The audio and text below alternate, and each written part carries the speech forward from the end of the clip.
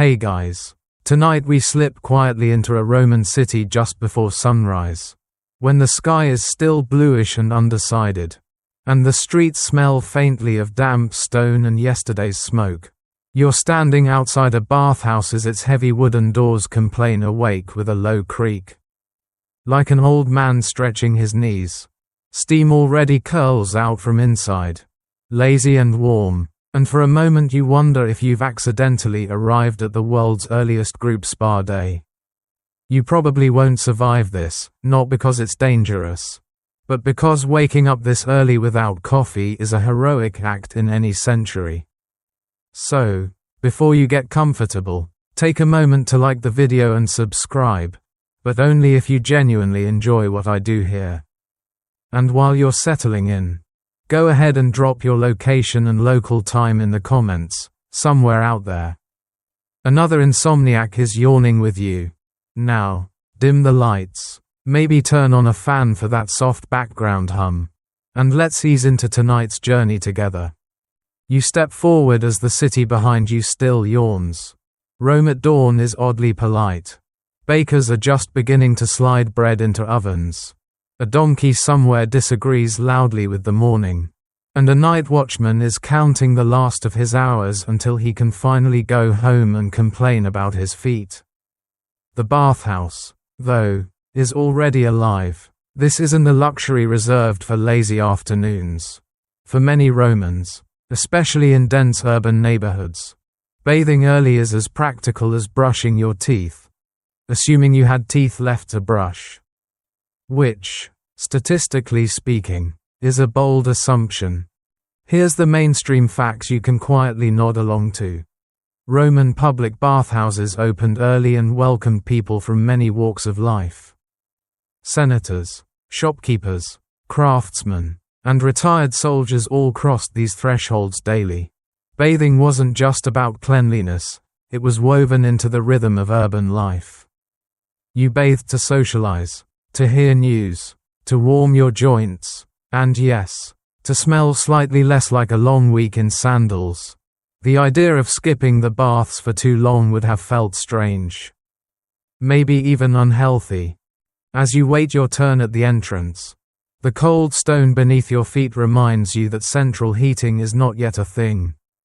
You pull your cloak a little tighter and watch attendants shuffle about, preparing towels, stoking furnaces, muttering to each other with the efficiency of people who have done this exact routine every morning for years.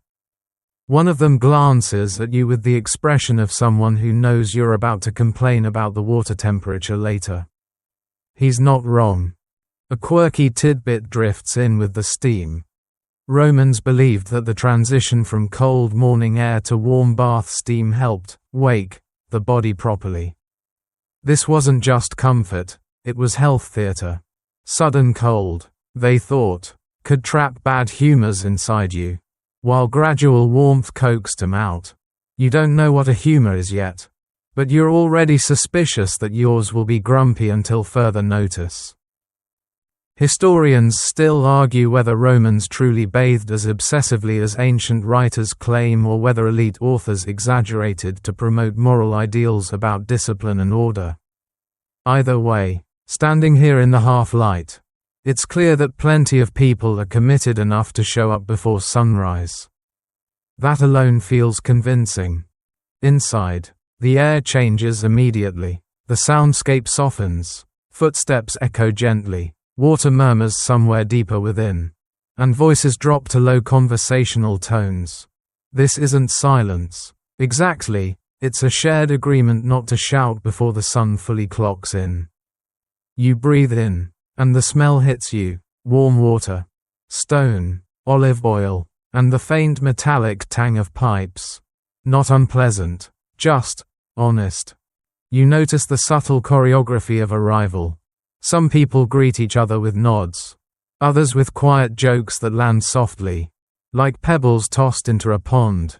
A man near you stretches his arms and mutters about his back, performing what might be the earliest recorded version of "I slept wrong." Another man yawns so widely you briefly fear for his jaw. Dawn bonding is universal.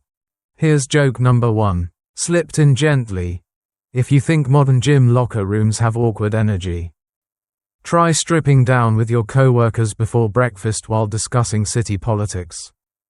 Suddenly, your office's awkward small talk seems downright luxurious. As the first light brightens outside, thin beams slip through high windows, catching the steam and turning it gold. It feels almost ceremonial, like the bathhouse is performing its own private sunrise. You pause, aware that this place is both ordinary and extraordinary, just another building to the Romans. Yet one that holds warmth, conversation, and routine in a city that can be loud, crowded, and unforgiving by midday. Another fact settles in: most Roman homes didn't have private bathing facilities. The bathhouse wasn't an optional indulgence, it was infrastructure. Without it, urban life would have been dirtier, colder, and far less social. The baths stitched neighborhoods together in a way streets alone couldn't. A fringe belief whispers from the past. Some Romans thought steam itself carried moral cleansing power. Not just physical warmth.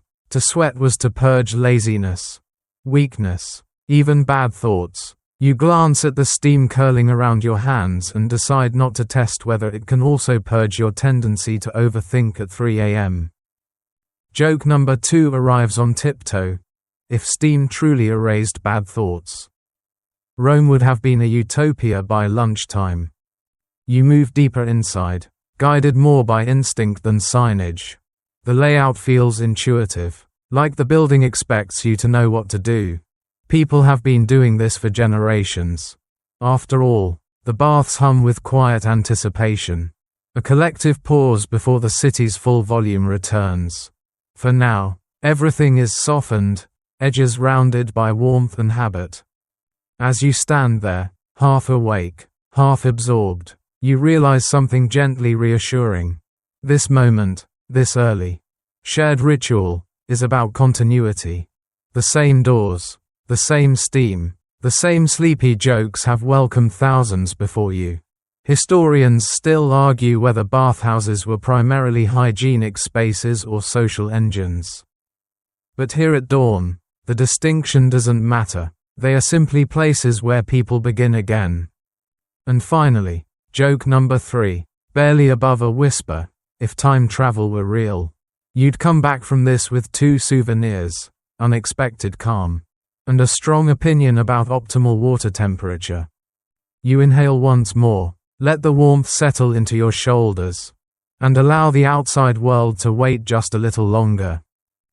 You drift forward with the others, still wrapped in that half-awake softness, until the practical reality of the bathhouse gently clears its throat in front of you. This is the part where idealized steam meets administration. Someone has to pay. A small counter waits near the entrance, staffed by a man whose entire personality suggests he has already been awake far too long. He looks at you the way modern baristas look at customers who ask too many questions before sunrise. You fumble slightly, because of course you do. Roman bathhouses were affordable, but not free, and you're expected to know the routine. A modest entrance fee, usually just a small coin, grants you access to warmth, water, and social gravity for the day. The mainstream historical fact here is simple and quietly impressive. Public baths were intentionally cheap so almost everyone could use them. Even poorer citizens could usually afford the fee, which made bathing one of the most democratic experiences in Roman urban life. In a world sharply divided by wealth and status, this mattered. You pass over the coin, trying not to drop it on the stone floor, and announce yourself as new here. The attendant weighs it briefly in his fingers, not because he doubts its value, but because ritual matters. Money isn't just exchanged, it's acknowledged.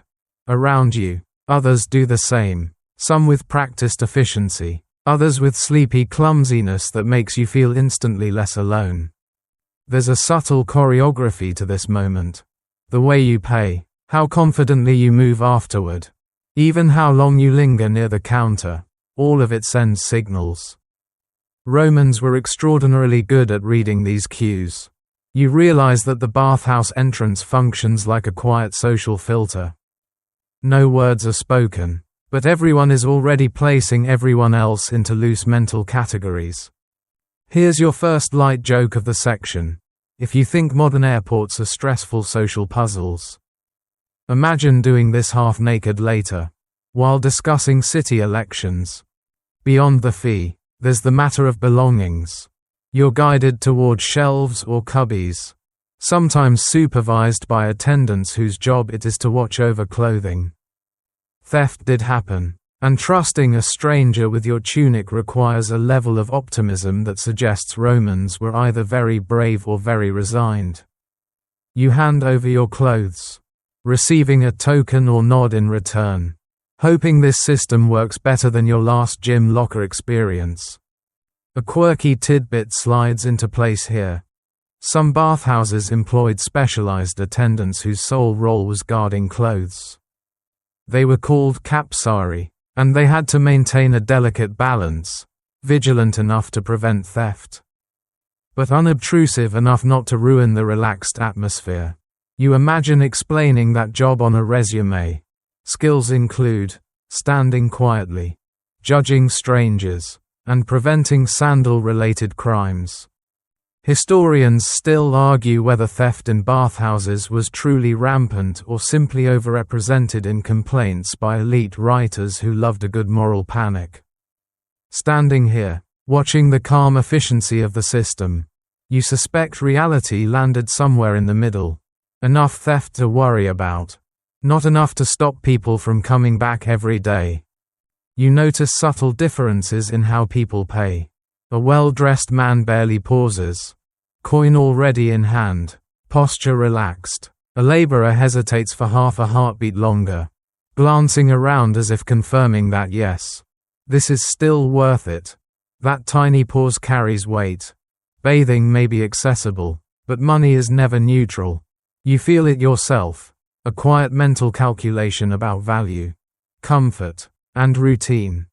The bathhouse doesn't judge you openly. It doesn't have to. The social order hums beneath the steam like a low-frequency sound you feel more than hear. Another fact eases in.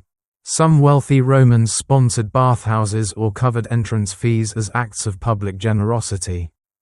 This wasn't charity as we'd frame it today. It was reputation management. Funding baths earned gratitude, visibility, and political capital. You soak in the irony, literally, that even something as soothing as warm water could be part of a long-term influence strategy. Second gentle joke of the section, apparently. The original, sponsored content, was just a really nice hot room. As you step away from the counter, lighter now without your clothes and coins, you feel an unexpected shift. Paying the fee marks a transition.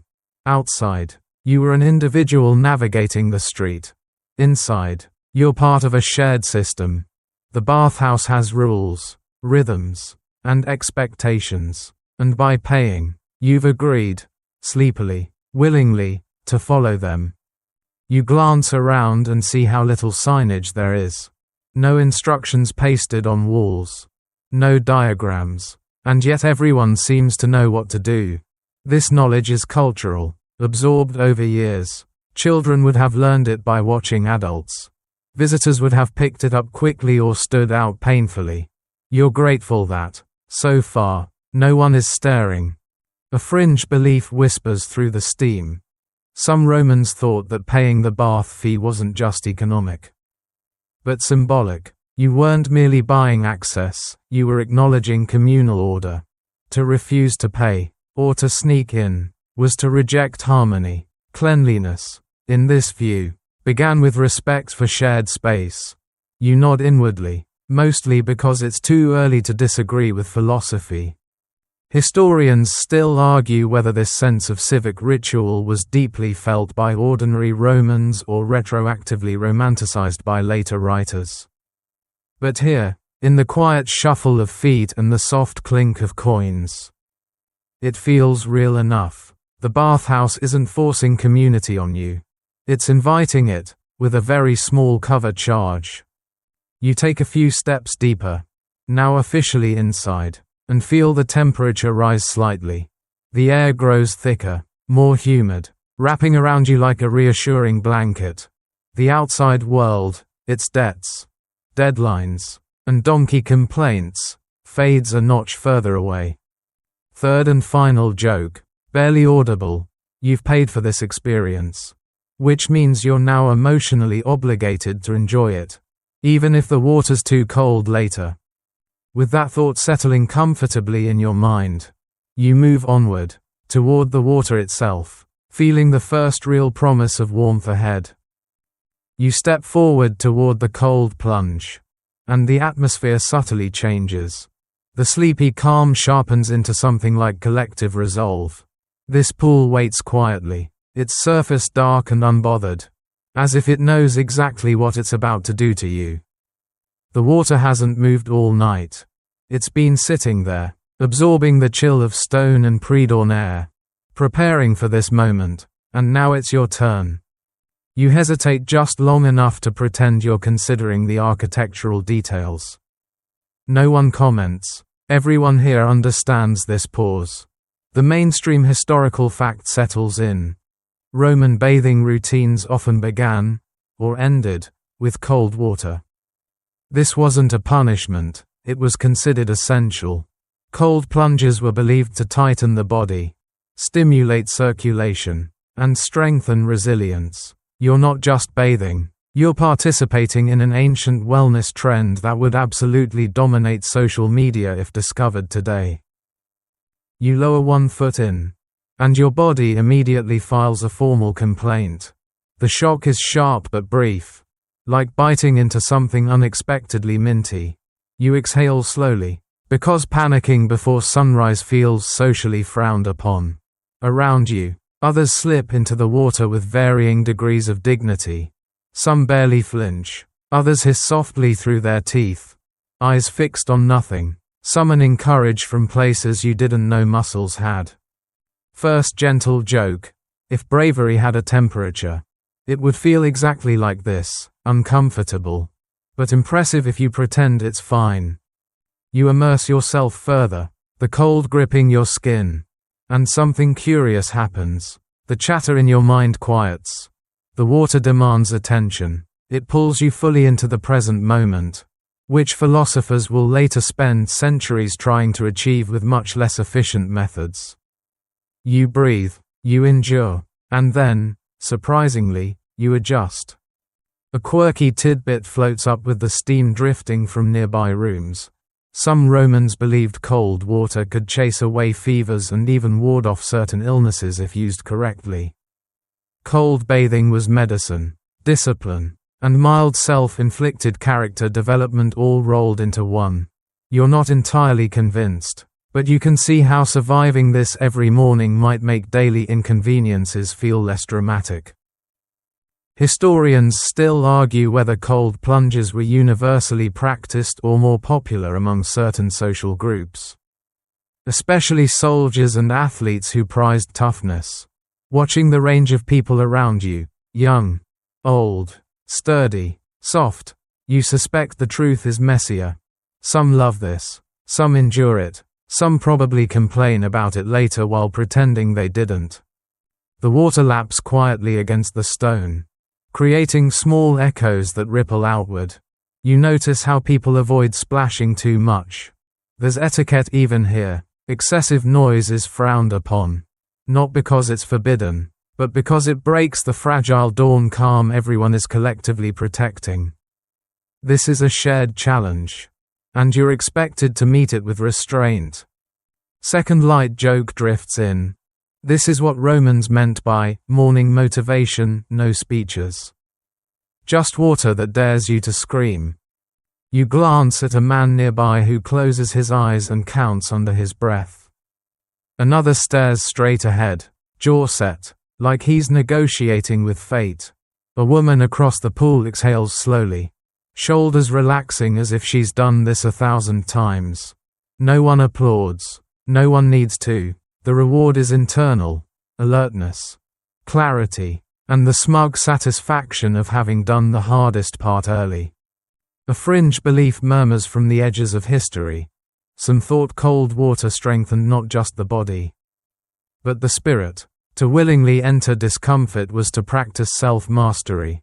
You don't know if that's true, but standing here, awake now in a way you weren't 5 minutes ago, you're willing to entertain the idea.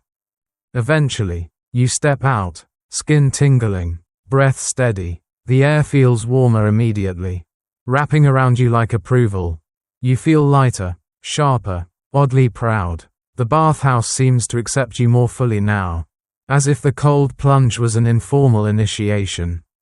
Third and final joke, delivered gently: congratulations, you've survived the Roman version of cold shower discipline, and yes, you're allowed to mention this later like it was no big deal. You move on, water dripping softly from your arms, toward rooms where warmth waits patiently. The hardest shock has passed. From here, everything opens up: heat, conversation, comfort, earned, in a small way, by your willingness to step into the cold. You move onward, still tingling from the cold, following a path that feels less like a corridor and more like a gradual easing into comfort. The tepidarium waits for you, not hot, not cold, but carefully, deliberately in between. As you cross the threshold, the temperature shifts in a way your body understands immediately.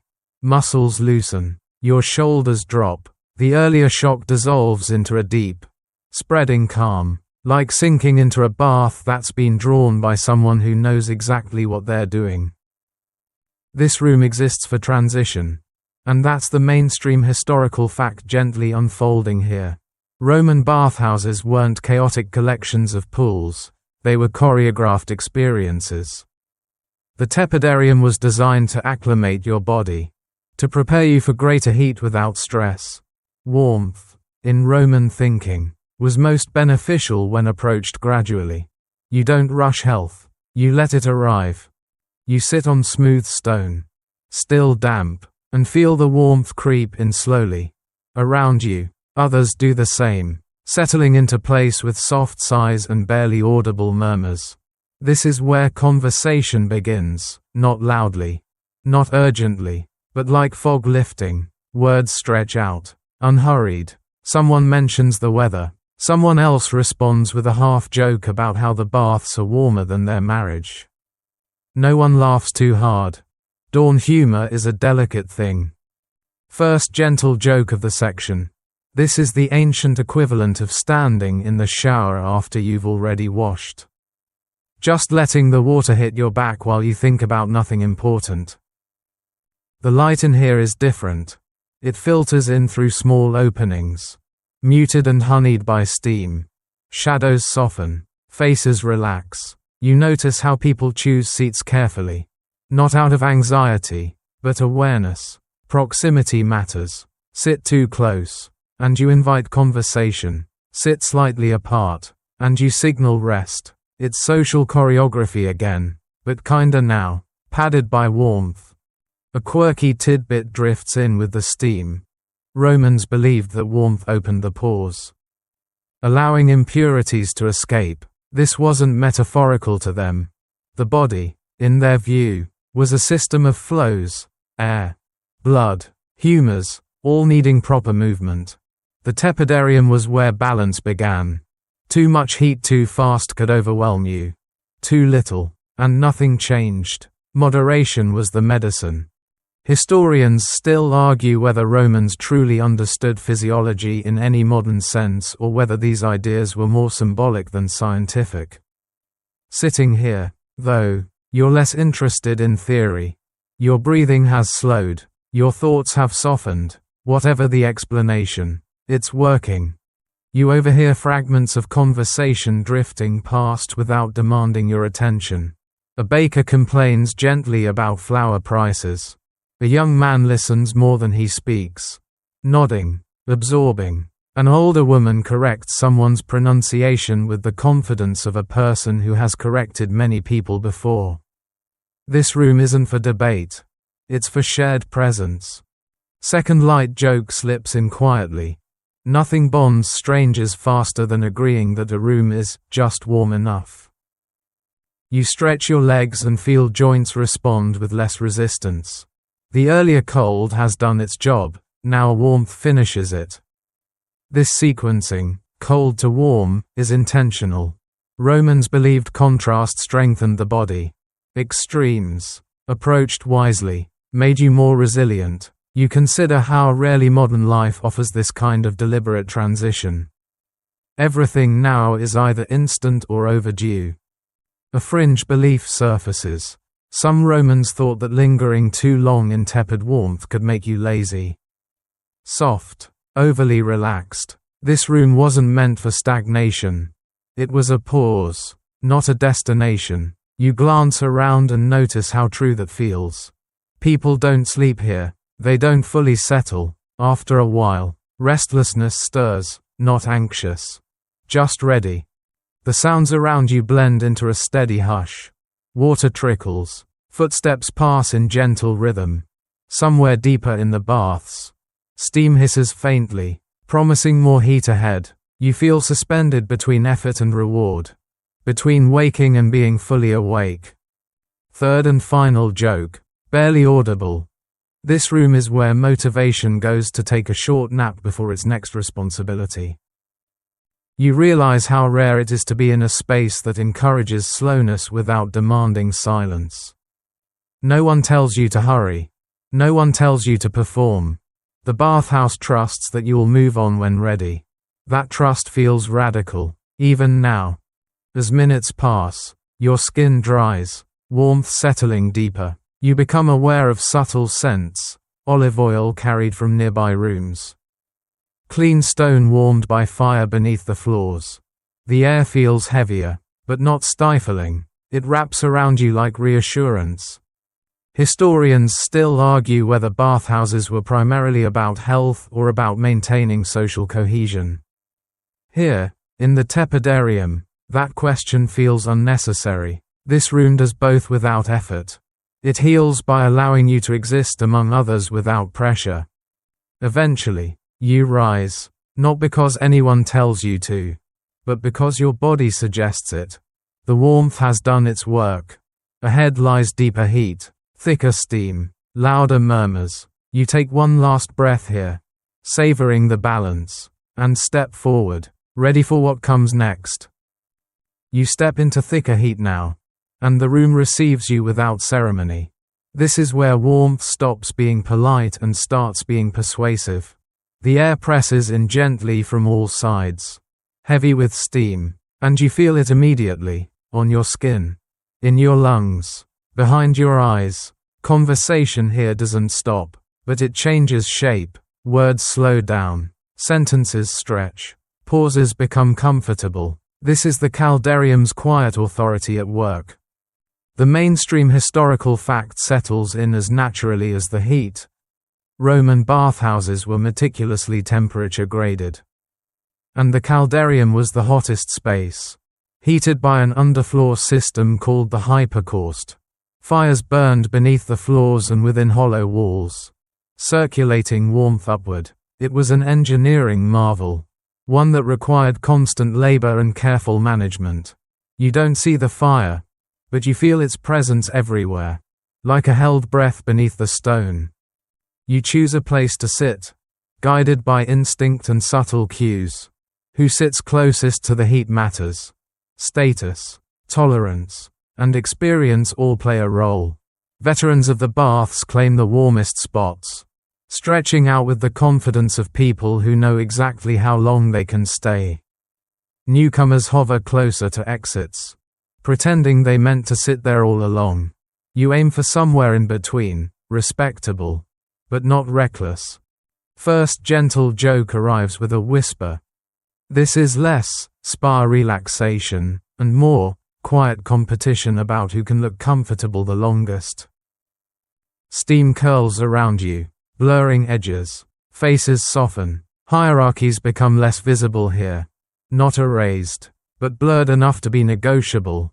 In the heat, Everyone sweats the same. That shared vulnerability changes the social atmosphere.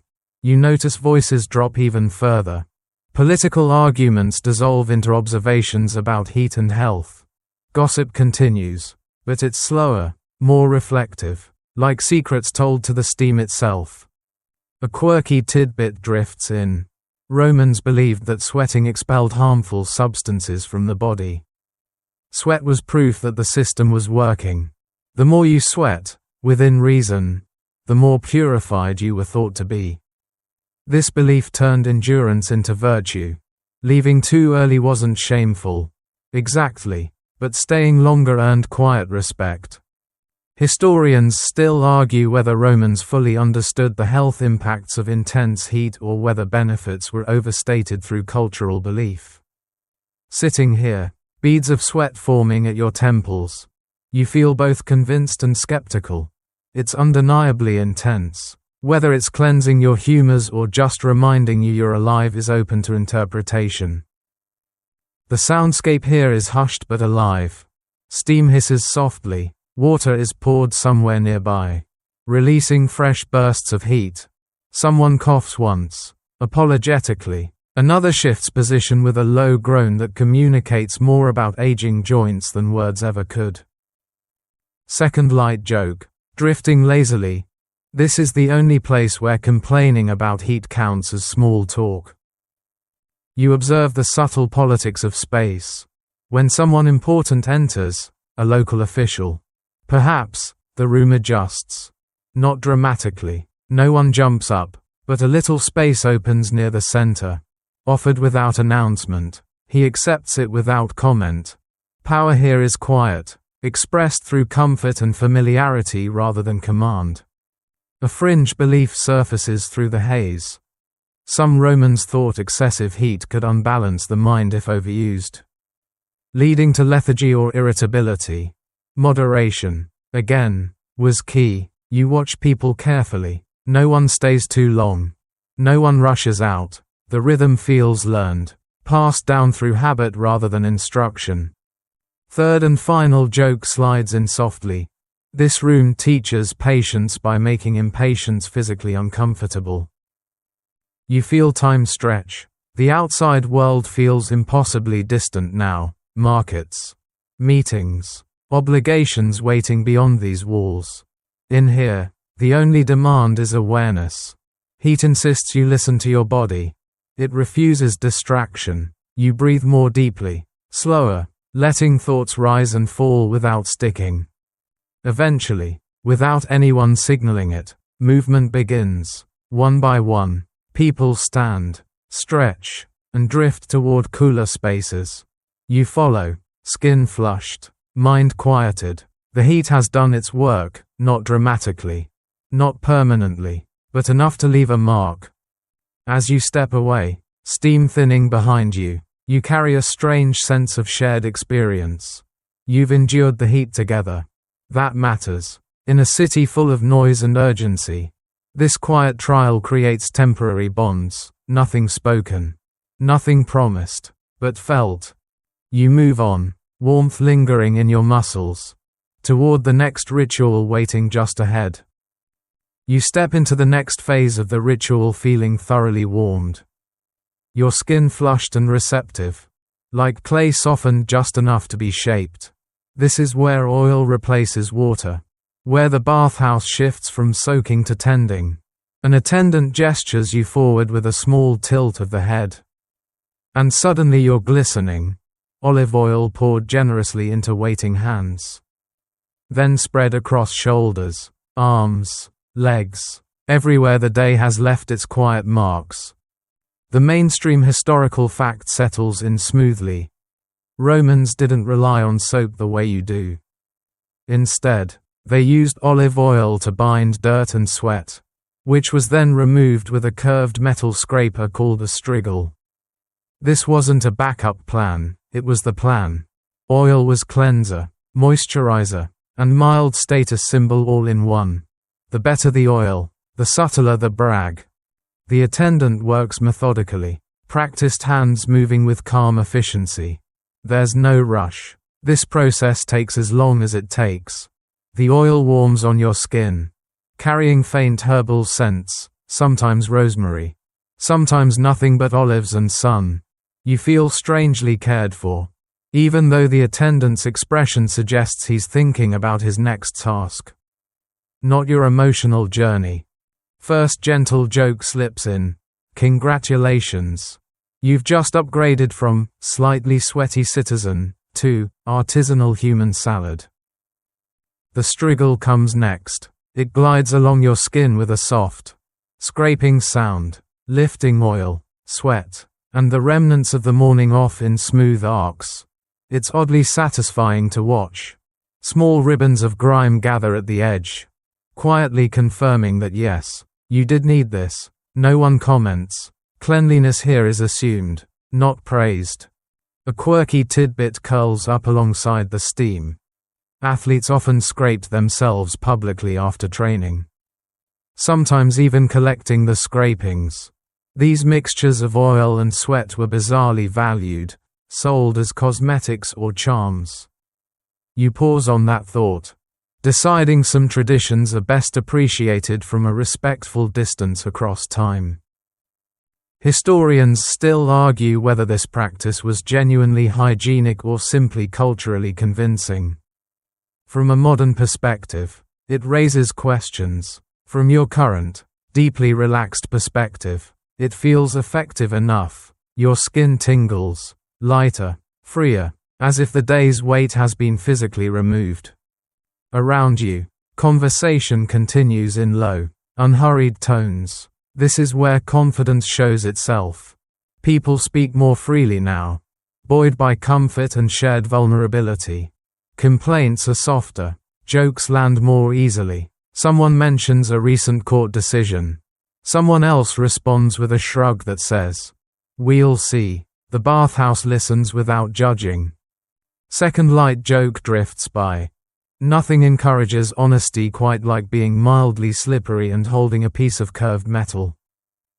You notice how the scraping is both intimate and impersonal. Attendants touch bodies all day. Yet boundaries are clear. There's professionalism here, not affection. That balance keeps the space calm. You're reminded that Roman bathhouses were workplaces as much as social hubs, staffed by people whose labor made relaxation possible. A fringe belief surfaces gently. Some Romans thought oiling the body strengthened the skin, making it more resilient against illness and aging. The skin was a barrier, yes, but also a participant in health. Treat it well, and the rest would follow. You flex your fingers slightly, feeling smoothness where roughness used to be, and decide not to argue with ancient skincare philosophy just yet. The sounds here are rhythmic: scrape, wipe, pour, murmur. It's almost hypnotic. You find your thoughts slowing again, stacking neatly instead of tumbling. This is a different kind of calm than the heat provided. It's focused, tactile, grounding. Third and final joke arrives softly. If modern self-care routines were this communal, half of them would come with disclaimers.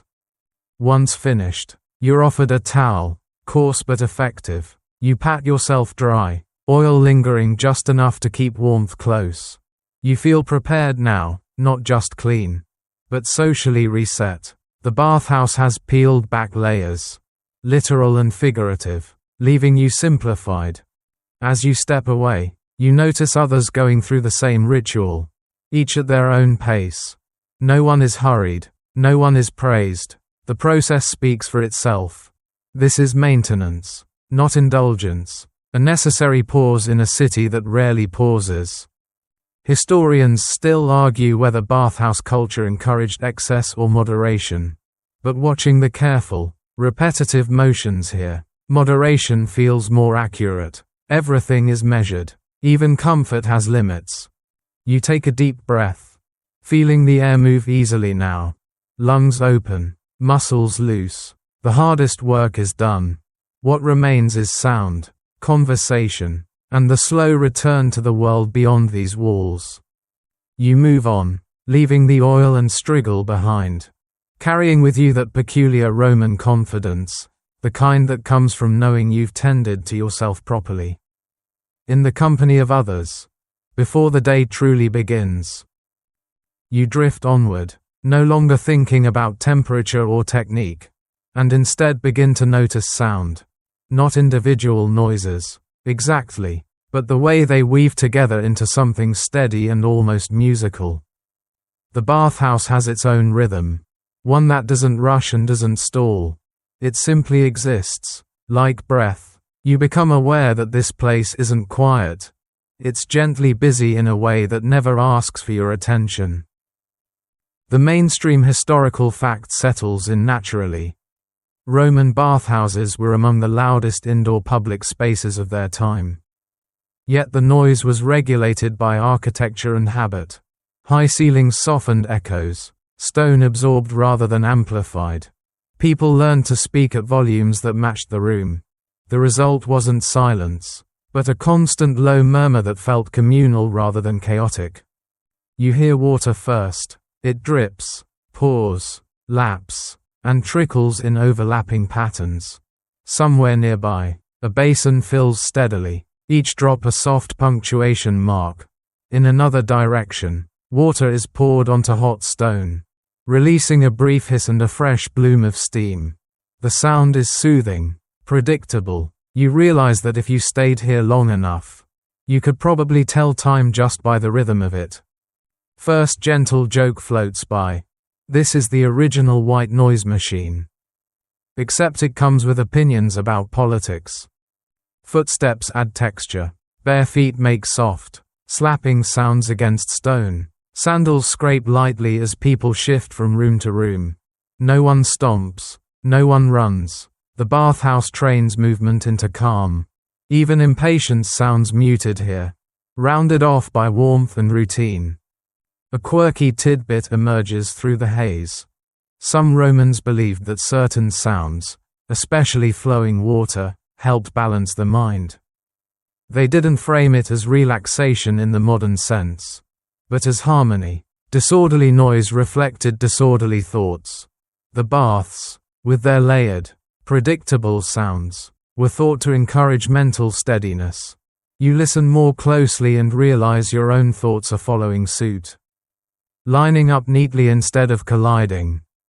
Historians still argue whether Romans consciously designed bathhouse acoustics for psychological comfort or whether this was an accidental benefit of stone construction. Sitting here, listening to the gentle chorus around you, the distinction feels academic, intentional or not, the effect is real. Voices drift past without anchoring. Conversations overlap but rarely interrupt. Someone laughs quietly, once. Not too loud. Someone clears their throat. Another murmurs agreement. You catch fragments but no full stories. It's social proximity without obligation. You're included without being involved, which feels like a gift. Second light joke slides in softly. It's the only place where hearing half a conversation feels complete. You notice how people instinctively lower their voices when passing through certain spaces. Near the pools, sound is allowed to wander. Near quieter corners, it settles. No signs enforce this. No rules are posted. It's learned behavior, absorbed over years of shared use. You feel grateful for that unspoken agreement. Especially now, when even whispered noise feels meaningful. A fringe belief whispers from the past. Some Romans thought loud, sharp sounds could shock the body, disrupting the balance achieved through bathing. Sudden noise was associated with stress, even illness. Calm sound, by contrast, preserved the benefits of warmth and cleansing. You imagine a Roman scolding someone for slamming a door and nod approvingly at how seriously they took acoustic vibes. The bathhouse itself seems to breathe. Fire crackles faintly beneath the floors, almost too quiet to notice. It's not a sound you hear so much as feel, a low, steady presence reminding you that warmth is being actively maintained. Labor hums beneath comfort, unseen but constant. Third and final joke drifts in gently. If walls could talk here, They'd probably ask everyone to keep it down a notch. You close your eyes briefly and let the sound wash over you. The city outside feels abstract now, like a story you once heard. In here, time stretches, moments blend. You realize that this auditory environment is part of the ritual. As important as water or heat, it's what allows strangers to share space without friction. Historians still argue whether bathhouses functioned as places of relaxation or stimulation. But listening now, you suspect they did both. The sounds keep you awake without agitating you. Alert, but calm, present, but not pressured. When you open your eyes again, you feel grounded. The bathhouse hasn't just cleaned you, it's tuned you. Adjusted your internal volume to something sustainable. You stand slowly, moving with the rhythm you've absorbed, and drift onward, carrying that quiet with you. Ahead, voices will sharpen again into meaning. Gossip, news, and speculation wait patiently, but for now, you let the soundscape fade behind you, grateful for the way it held you without asking anything in return. You don't notice when the soundscape shifts into conversation. It happens the way dawn turns into morning, gradually. Without announcement, the murmurs you were half listening to before begin to sharpen into meaning. Words connect, names repeat. The bathhouse becomes a soft marketplace of information, and you find yourself standing right in the middle of it, freshly oiled, comfortably warm, and accidentally informed. This is where gossip lives, not the sharp, scandal-hungry kind, but the practical Roman variety. The mainstream historical fact settles in easily. Roman bathhouses were major hubs for news exchange. Official announcements might be posted in forums, but opinions, interpretations, and early rumors circulated here first. If something mattered, grain prices, upcoming festivals, a magistrate's behavior, it passed through the baths like steam through stone. You lean casually against a wall, adopting the universal posture of someone who is not listening while absolutely listening. A man nearby lowers his voice just enough to make it interesting. He mentions a delayed shipment. Another responds with a knowing hum. Someone else adds that it's probably political. Because of course it is. You don't know these people, but you already trust them more than distant officials. They're warm, relaxed, and speaking from experience. That counts for something. First gentle joke arrives quietly. Nothing spreads faster than news shared while everyone is naked and pretending not to care. Information here is traded carefully. You don't blurt, you float a comment and watch how it lands. A raised eyebrow is encouragement. A silence is a warning. This is social navigation at its smoothest. No confrontations. No speeches. Just calibrated remarks drifting in warm air. A quirky tidbit slips through the steam. Some Romans timed their bath visits specifically to catch certain people. Want business insight? Bathe when merchants do. Want political gossip? Come when minor officials unwind. The bathhouse schedule doubled as an information calendar. You imagine modern networking events taking notes and immediately overcomplicating it.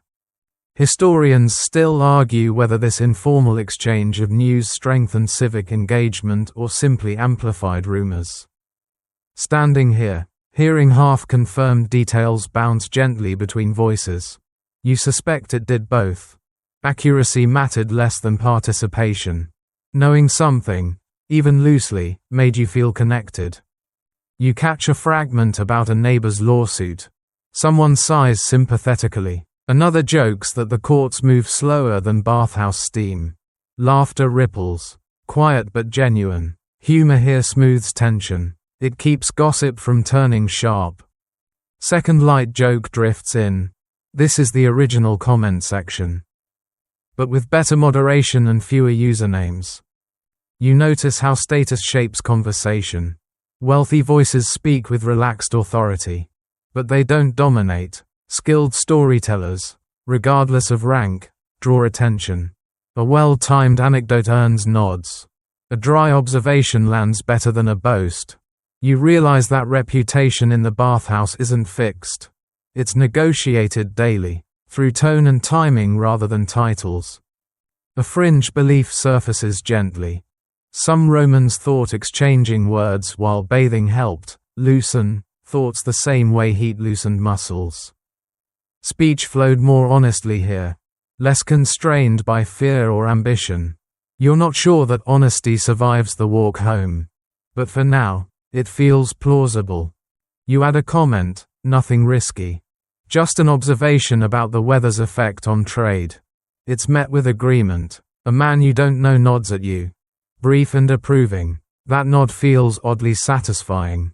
You've participated. You belong, at least for this moment. The conversations ebb and flow. Topics rise, peak, and dissolve. No one insists on closure. That's part of the charm. Information here is provisional, flexible, meant to be carried lightly.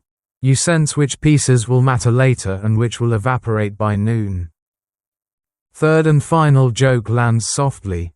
If rumors had a preferred climate, it would be warm, steamy, and judgment-free. As you drift away, you carry a bundle of impressions rather than facts. Names, moods, possibilities. The bathhouse doesn't hand you conclusions, it hands you context. That feels intentional. Rome runs on interpretation as much as law. Historians still argue whether these spaces empowered ordinary citizens or simply reinforced existing power structures. But walking on now, warmed, informed, and faintly amused, you feel more connected to the city than you did an hour ago. That alone feels like influence. You move toward the next area, voices fading behind you, already blending back into sound. What you've heard will settle later. After breakfast, after work begins. For now, it's enough to have listened. You move on with the faint sense that something practical is happening beneath all this comfort. Something the Romans would absolutely insist was the whole point. Warmth, steam, oil, conversation, yes, pleasant, but also purposeful. Health lives here, they would say, not as a sudden miracle, but as routine maintenance. You feel it now, settling into your muscles and posture, the way a well-worn habit settles into a day. The mainstream historical fact eases in. Romans believed regular bathing was essential to health. This wasn't optional self-care, it was preventive medicine. Doctors of the time frequently recommended bathing as treatment for everything from joint pain to digestive issues. Heat loosened the body, cold strengthened it, oil protected it, and routine kept everything in balance. You didn't wait until you were ill to bathe, you bathed so illness would think twice about showing up. You stretch slightly, noticing how your movements feel smoother now. Less resistance, less complaint. The bathhouse encourages this quiet self-check. People roll shoulders, flex fingers, tilt heads side to side. No one announces it. Bodies simply test themselves, confirming what warmth has changed. You're reminded how rarely modern life allows for this kind of unhurried awareness. First gentle joke slips in. This is the only doctor's office where the prescription is, sit here and do nothing. A man nearby mentions his knees. Another replies with a story about how cold plunges helped his back. No one challenges him. Advice here is shared, not debated. Roman medicine was a blend of observation, tradition, and confidence. If something felt like it worked, it probably became truth quickly. A quirky tidbit surfaces. Some Romans believed that bathing at specific times of day influenced its effectiveness. Morning baths were energizing, evening baths calming, dawn bathing, like this, was thought to align the body with the natural rhythm of the day. You glance toward the high windows, now brighter with early light, and admit it feels convincing. Historians still argue whether Roman medical theory was genuinely effective or simply persuasive through repetition and ritual. Sitting here, alert yet relaxed, you suspect the truth lies in consistency. Even flawed theories can produce benefits if they encourage regular care. The bathhouse made health habitual, not dramatic. You notice how food enters the conversation next. Someone talks about breakfast plans, bread, olives, maybe cheese. Another mentions avoiding heavy meals before bathing. Roman dietary advice often paired with bathing routines, reinforcing the idea that health was holistic. What you ate, how you moved, when you bathed, it all mattered. You don't hear anyone mention moderation loudly, but it hums beneath everything. Second light joke drifts in. The ancient wellness industry would have been unbearable on social media, but surprisingly calming in person. A fringe belief whispers through the steam.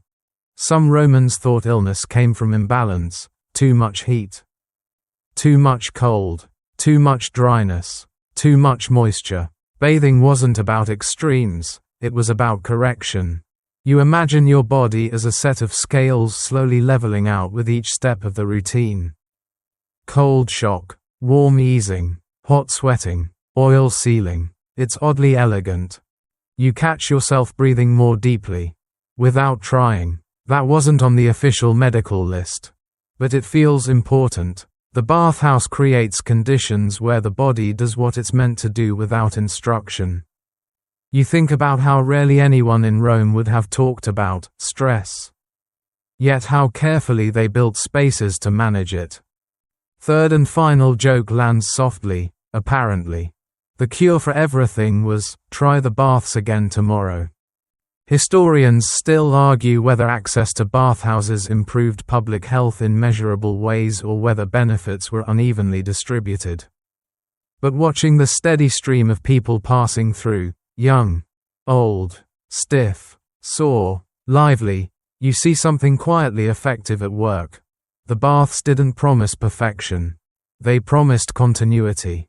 As you prepare to move on, you feel reset, not healed in some dramatic sense, but recalibrated, the kind of wellness that doesn't announce itself, but supports you quietly in the background. You sense that this routine, repeated day after day, was less about avoiding death and more about making daily life tolerable in a crowded, demanding city. You take one last look around this space, noting how no one rushes, yet everyone eventually moves. Health here isn't static, it's something you pass through, carry briefly, and return to again tomorrow. With that thought resting comfortably in your mind, you drift onward, toward the next rhythm waiting ahead. You begin to notice the shift not in temperature, but in timing.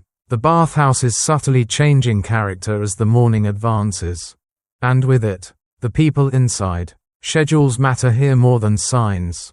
Certain hours belong to certain bodies, certain conversations, certain expectations. You become aware that not everyone experiences this place the same way. And never has. The mainstream historical fact settles in carefully. Women did use Roman bathhouses, but their access was often regulated by time or by separate facilities. In many cities, women bathed in the morning while men came later in the day.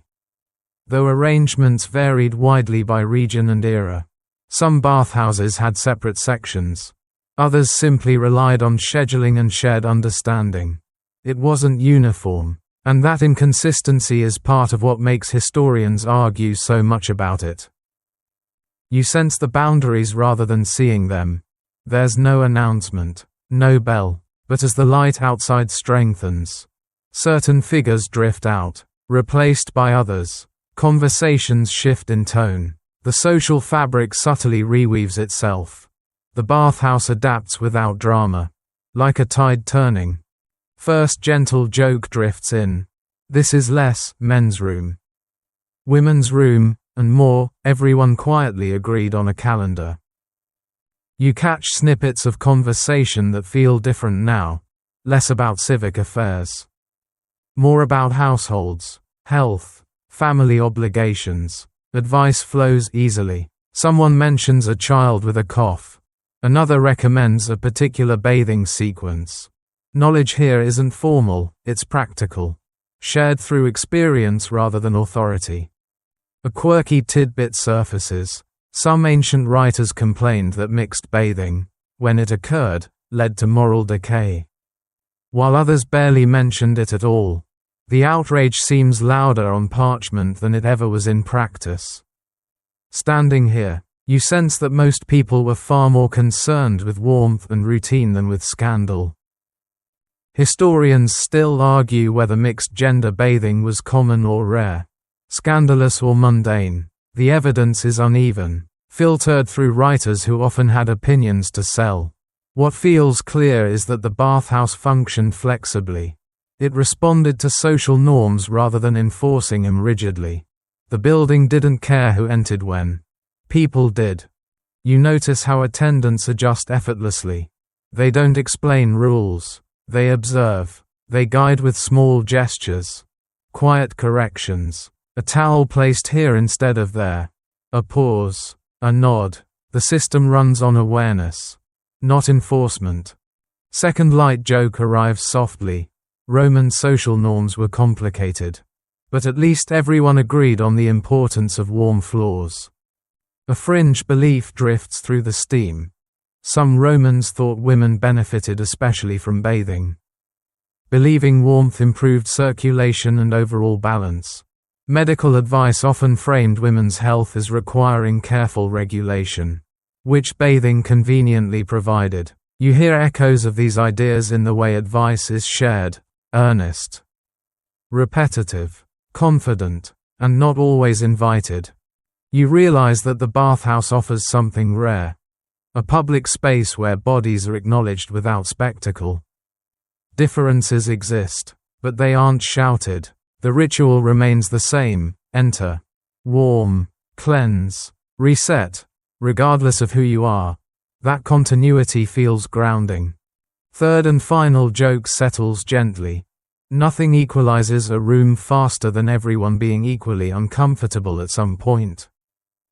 As time moves forward, you sense your own departure approaching. The bathhouse doesn't push you out, but the rhythm suggests it's time. Others rise, gather belongings, and drift away. No one lingers awkwardly. The transition is smooth, like a practiced exit from a well-rehearsed play. Historians still argue whether bathhouses reinforced social divisions or softened them. Watching these quiet handoffs of space and time, you suspect they did both. They reflected the world as it was, while offering brief moments where those lines blurred just enough to breathe. You feel calm, not because everything is fair or resolved, but because the ritual holds. It adapts, it continues, and in a city that changes constantly, that reliability matters. You begin moving toward the exit paths, carrying warmth with you, aware that the bathhouse will keep cycling through bodies and conversations long after you've gone. You start to notice the people who don't linger, who move with purpose rather than leisure, slipping through the steam like quiet currents beneath the surface. They don't settle into conversation. They don't pause to stretch or gossip. They are always in motion, adjusting, carrying, cleaning, feeding the hidden fire. Until now, you've barely registered them, and that, you realize, is exactly the point. The mainstream historical fact settles in plainly. Roman bathhouses depended on an enormous amount of labor. Much of it performed by enslaved people and low-status workers. From stoking the hypercaust fires to hauling water, scrubbing floors, guarding clothes, pouring oil, and guiding bathers, the baths functioned only because someone was always working. Comfort here wasn't spontaneous, it was maintained, constantly. You watch an attendant pass with a bundle of towels balanced against his hip. He moves efficiently, eyes scanning for what needs doing next. Another kneels near a drain, clearing debris with quick, practiced motions. Someone disappears through a low doorway, heading beneath the floors where the real heat lives. You don't see flames, but you feel them, fed steadily by unseen hands. First gentle joke arrives quietly. This is the part of the spa brochure that would read: magic happens, without explaining who does the magic. A quirky tidbit surfaces through the steam. Bathhouse workers often learn to judge temperature by touch and sound rather than instruments. A change in the hiss of steam, the feel of stone underfoot, the smell of smoke, these were signals. The baths were alive, and these workers were its caretakers. You realize how much skill that required. Get it wrong, and rooms cooled too fast or overheated dangerously. Historians still argue about the daily lives of these workers because their voices rarely survive in written records. What we know comes mostly from passing mentions, complaints, or legal texts. Standing here, watching the smooth choreography of their labor, you sense how much knowledge went unrecorded, practical, embodied, passed down through doing rather than writing. You notice how bathers interact with workers. Most exchanges are brief, efficient, a nod, a gesture, occasionally a joke. Respect varies. Some people barely acknowledge them. Others do, instinctively, with a quiet thanks or familiar glance. The bathhouse doesn't enforce manners. It reveals them. Second light joke drifts in gently. If the baths taught social equality, they still had a very clear backstage. A fringe belief flickers through your mind. Some Romans thought that workers who spent too much time in heat became physically altered, toughened skin, dulled sensitivity. Heat, they believed, shaped bodies as much as labor did. Watching an attendant walk barefoot across warm stone without flinching, you're inclined to believe it. The fire below demands constant attention. Someone must feed it before dawn. Through the morning, into the afternoon, ash must be cleared, fuel must be hauled. The baths never truly rest. Even when closed, preparation continues. Comfort here is a continuous process, not a switch you flip. You feel a slight discomfort settle, not guilt exactly, but awareness. Your relaxation is supported by someone else's effort. That knowledge doesn't ruin the experience, but it deepens it. The bathhouse becomes more real, less idealized. It's not just a place of leisure, it's a workplace layered beneath pleasure. Third and final joke slips in softly. The true Roman endurance test wasn't the cold plunge, it was keeping the fire alive all day. Historians still argue whether bathhouse labor was considered desirable or punishing, depending on role and status. Some positions offered stability, even influence. Others were grueling. What feels clear is that the baths created a small ecosystem of work and rest. Interdependent and unequal, yet functioning. As you move toward the next space, you carry this awareness with you. The steam still comforts, the stone still warms, but now you hear the faint echo of effort beneath it all, the quiet, steady rhythm of labor that never fully announces itself. You drift onward, more attentive now, noticing not just what soothes you, but what sustains the soothing. The bathhouse hasn't changed. You have. You become aware of eyes, not staring, not judging, just noticing, without clothes, without titles pinned visibly to you. The bathhouse turns attention into a subtle, quiet art. No one announces who they are here. Instead, status reveals itself in fragments. A ring left on, a scar carried openly, the ease with which someone occupies space. This is fashion, Roman style, stripped down to essentials. The mainstream historical fact settles in calmly. Roman bathers often wore little or nothing in the baths. But social distinction didn't disappear. Jewelry, grooming, posture, and confidence all served as markers. A gold ring might remain on a finger. A carefully trimmed beard suggested time and resources. Even the way someone moved, unhurried, unbothered, signaled standing. Clothes were gone, but hierarchy lingered like steam. You notice a man across the room wearing a single, understated ring. He speaks rarely, but when he does, others listen. No one asks who he is. They don't need to. Nearby, another man gestures too broadly, laughs too loudly, trying to occupy space that hasn't been offered. The bathhouse doesn't punish him. It simply doesn't reward the effort. First gentle joke drifts in. It turns out confidence is the one accessory no one ever removes. Scars tell their own stories. Some are obvious, old injuries, healed breaks. Others are subtler, thin lines that catch the light only when someone shifts. Military service, hard labor, accidents. Each mark speaks quietly. No one asks for explanations. In a space where everyone is physically exposed, restraint becomes a form of politeness. A quirky tidbit surfaces. Some Romans reportedly judged character by how someone carried themselves in the baths. Slouching suggested indulgence. Upright posture implied discipline. Whether this was fair didn't matter much. Impressions formed anyway.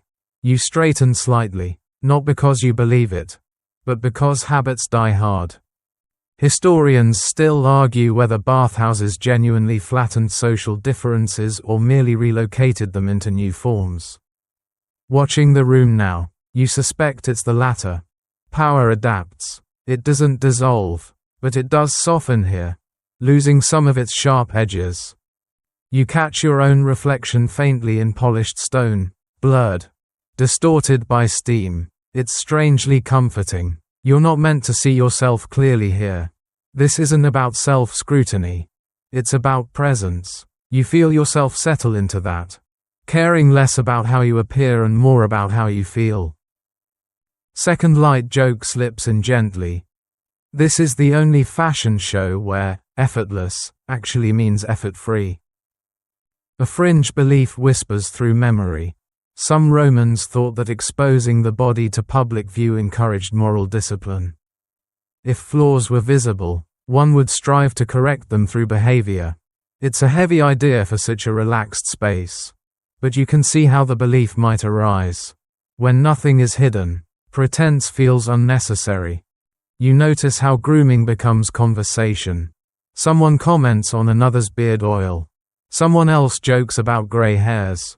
Laughter follows, soft and inclusive. Aging here isn't mocked harshly. It's acknowledged, shared. The bathhouse doesn't promise youth. It offers maintenance. Third and final joke arrives quietly. Turns out the real luxury is not having to impress anyone before breakfast. Historians still argue whether this environment promoted self-acceptance or social anxiety. The answer, you suspect, depended on the person. For you, in this moment, it feels grounding. Without costumes or armor, people appear simpler, closer to themselves. As you prepare to move on, you carry that simplicity with you. The bathhouse has stripped away excess, oil, sweat, noise, and now, expectation. What remains is lighter, easier to hold. You drift toward the quieter edges again. Posture relaxed, breath steady, ready for the final moments of stillness before returning to the city beyond these walls. You find yourself drawn toward the quieter edges now, where the bathhouse softens into something almost private. These are the corners people don't advertise but somehow always know about. A bench slightly removed from the main flow. A niche in the wall where steam thins and light settles gently instead of glaring. You sit, not to do anything in particular, but because stillness feels appropriate here.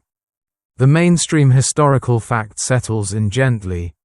Roman bathhouses weren't only places for washing and talking, they were also spaces where people paused, reflected, and performed small personal rituals. While not formal temples, baths often included shrines, symbols, or simply habits of quiet acknowledgement, touching an amulet, murmuring a name, or pausing in thought. Religion in Rome wasn't always loud or ceremonial. Sometimes it was practical, almost casual. You notice a small carved figure near the wall, worn smooth by time and fingers. Someone brushes it lightly while passing, barely breaking stride. Another pauses longer, lips moving silently. No one watches. No one comments. This isn't a spectacle. It's routine spirituality, woven into daily life like bathing itself. First gentle joke slips in softly. This is prayer with a very low commitment level and excellent heating. A quirky tidbit drifts into your awareness. Some Romans believed that warm, quiet spaces made gods more receptive. Heat relaxed not just bodies, but divine attention. It's a charming idea that the gods, like everyone else, preferred to be approached when comfortable. You imagine a deity thinking, "Yes, now I'm listening," and decide it's not the strangest belief you've encountered. Historians still argue whether bathhouse spirituality was sincere devotion or simply habit layered onto routine. Sitting here, you suspect the line between the two was never very clear. Repetition has a way of creating meaning, even if it starts accidentally. Touching the same stone every morning eventually turns into a ritual, whether you planned it or not. You lean back, feeling the warmth at your spine, and let your thoughts wander. This is where memory surfaces. Yesterday's worries, tomorrow's plans, fragments of conversation from earlier rooms. They pass through without urgency. The bathhouse doesn't demand focus. It allows drift. Second light joke arrives quietly. Meditation is easier when the floor is warm and nobody expects anything from you. A fringe belief whispers from the edges of time. Some Romans thought that silence itself had purifying qualities. Words stirred the air. Silence let it settle. In a world filled with noise, vendors, carts, arguments, this mattered. The baths offered not just physical relief, but auditory mercy. You listen again. The soundscape has thinned here. Distant water, muffled voices, the faint crackle of fire far below. It's enough to remind you you're not alone. Without pulling you back into interaction, you realize how carefully the bathhouse balances this. Community without intrusion. Third and final joke drifts in gently. This is what doing nothing looks like when it's socially acceptable. You watch light shift across the stone as the sun climbs higher. Dawn has fully surrendered to morning now, but the bathhouse holds onto its early calm. Time feels suspended, like the space itself is reluctant to release you back into motion. Historians still argue whether these quiet moments were intentional design features or simply byproducts of large public buildings. Either way, they mattered. Without them, the baths would be overwhelming. With them, they become restorative. You take one last deep breath here, letting warmth and quiet settle deep. This pause doesn't last forever. It doesn't need to. Its value lies in its brevity, in reminding you that stillness is possible even in crowded places.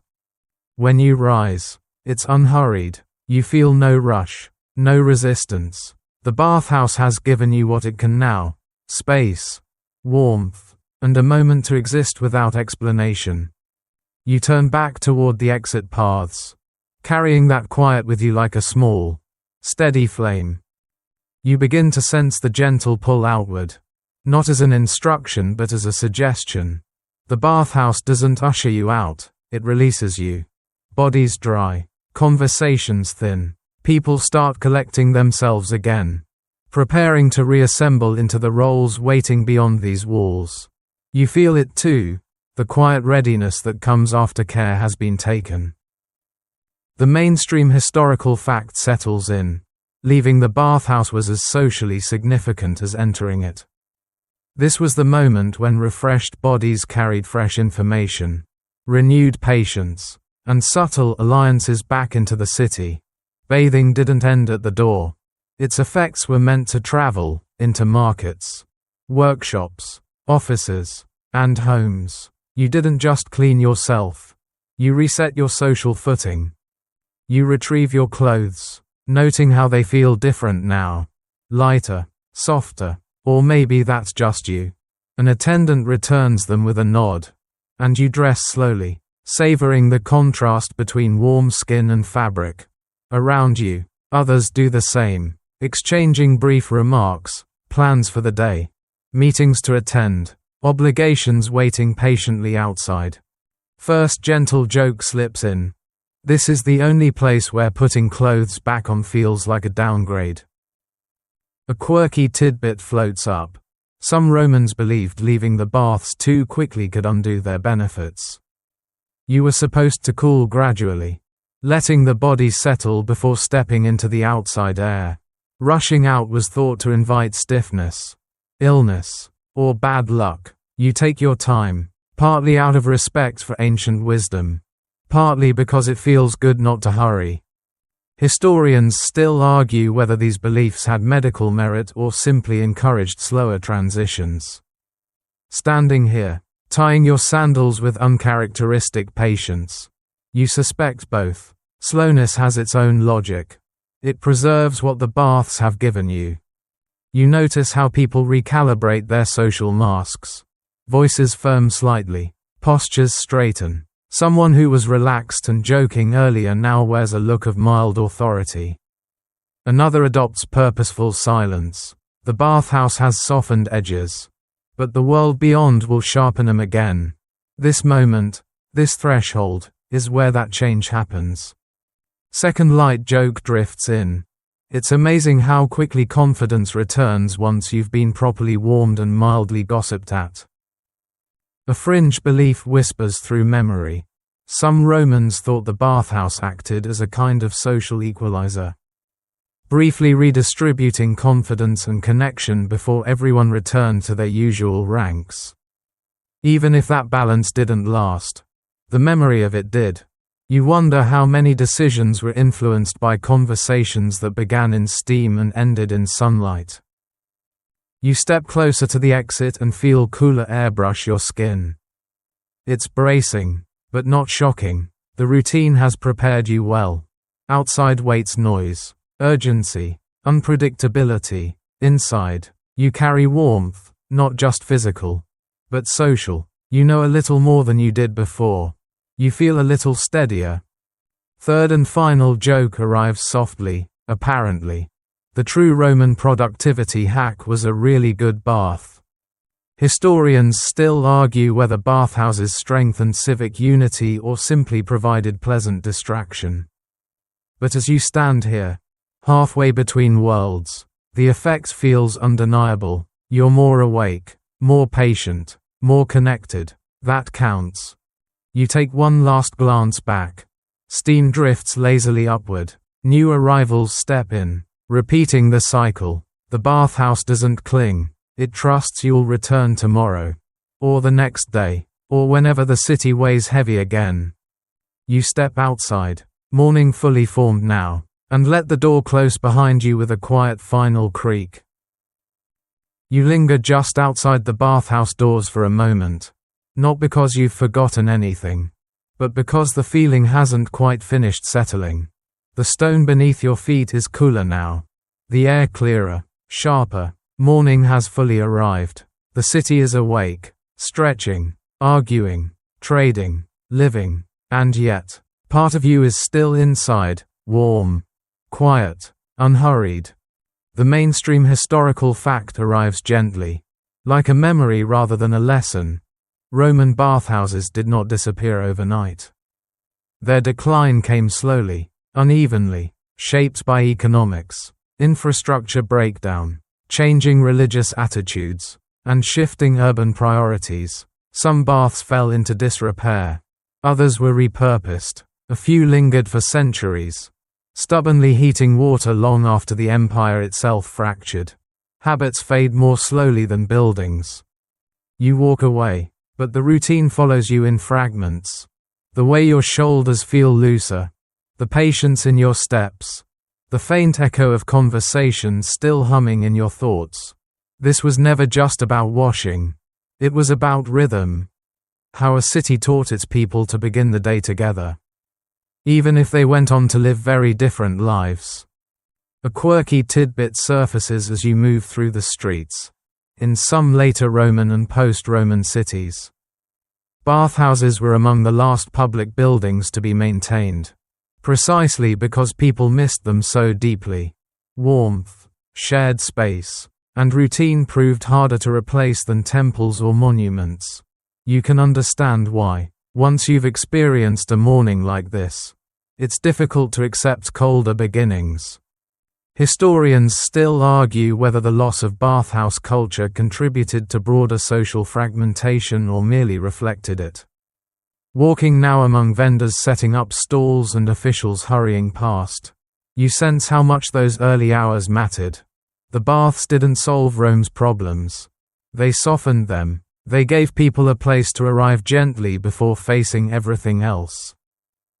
First gentle joke of the section drifts in. Turns out, the fall of an empire is easier to accept when you're warm and slightly relaxed. You notice how memory works. The cold plunge feels less shocking now, almost impressive in hindsight. The heat feels generous rather than oppressive. Even the scraping oil ritual has taken on a strange fondness. Discomfort, once past, becomes part of the story you tell yourself about resilience. A fringe belief murmurs quietly. Some Romans thought that places remembered daily held power long after they were gone. Even in ruins, baths were said to carry warmth if you knew how to look for it. You're not sure you believe that literally, but emotionally. It feels true. You can still feel it in your bones. Second light joke lands softly. If nostalgia were a medical treatment, Roman baths would be over the counter. You move deeper into the city now, blending back into its flow.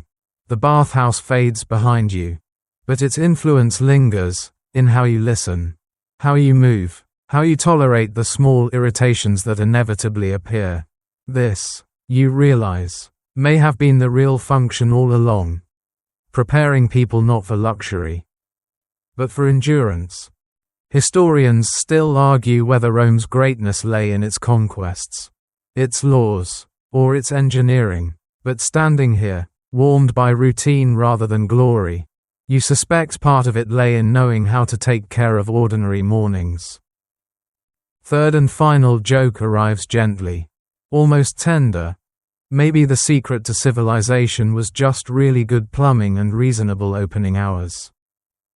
You take one last steady breath, feeling the day open ahead of you, and let the bathhouse become what it always was meant to be, a memory you carry quietly. A habit echoed rather than repeated. And as the noise of the city rises around you, the warmth settles deeper, ready to last longer than the steam ever could. Dash dash dash. Now, everything begins to slow. The sharp edges of thought soften, rounding off like stone worn smooth by water over time. You don't need to hold on to every detail of what you've just walked through. The bathhouse, like sleep, doesn't demand recall. It works whether you remember it clearly or not. Imagine the steam thinning, drifting upward, dissolving into pale morning light. Imagine the sounds fading too, footsteps becoming distant, voices lowering until they blur into something harmless and indistinct. Your breathing lengthens on its own. No effort required. Inhale, and let it go. There's nowhere else you need to be right now. The warmth you felt in those rooms isn't tied to stone or fire anymore. It's internal now, settled behind the ribs, in the shoulders, in the quiet space behind your eyes. You carry it the way Romans carried it, out into busy streets, into long days, into whatever waited next, or, tonight, you carry it down into rest.